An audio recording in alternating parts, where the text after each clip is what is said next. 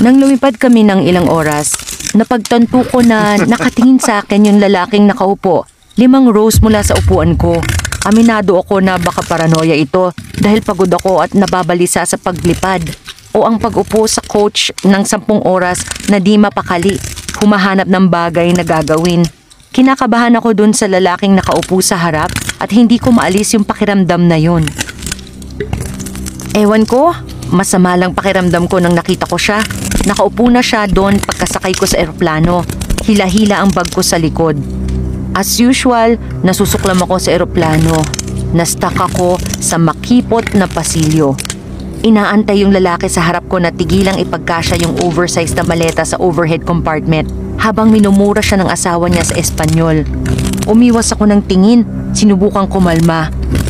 Magiging mahaba-haba ang biyaheng ito, pero mas mahaba doon kung di ako kakalma.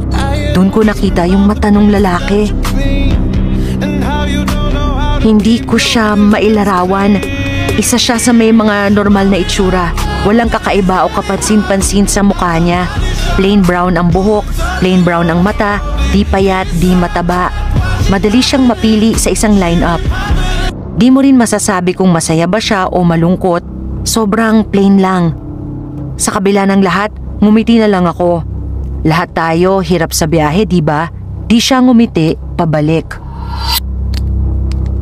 Nagmura ulit yung lalaki sa harap ko at inihagis na lang ang bitbit niyang maleta sa ilalim ng kanyang upuan. Pinagmasdan ko siya saglit at nang tumingin ulit ako, nakatingin na naman sa akin yung lalaki. Blank expression pa rin katulad ng kanina, maliban sa isang wrinkle sa gitna ng kanyang mga kilay, isang indikasyon na may nararamdaman siya. Imposibleng mabasa ang kanyang muka, pero di ko maiwasang isipin na nakuha ko ang interes niya. Nakahinga ako ng maluwag nang gumalaw na yung mga tao.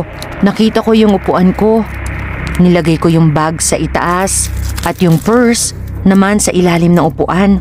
Tapos sinuot ko yung headphones at sinubukang wag masyadong mag-isip na hindi ko mapipigilan pag bumagsak ang eroplano.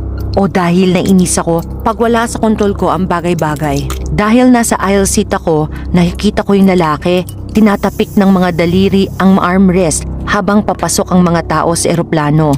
Sa gitna ng mga tao, parang nasulyapan ko siyang lumilingon para makita ako. Pero di na niya ginawa ulit yun pagkalipad ng eroplano.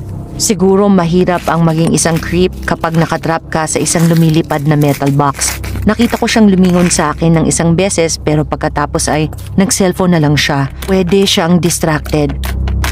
Di ko masabi kung saan siya galing. Direct flight yun mula Toronto hanggang Sao Paulo.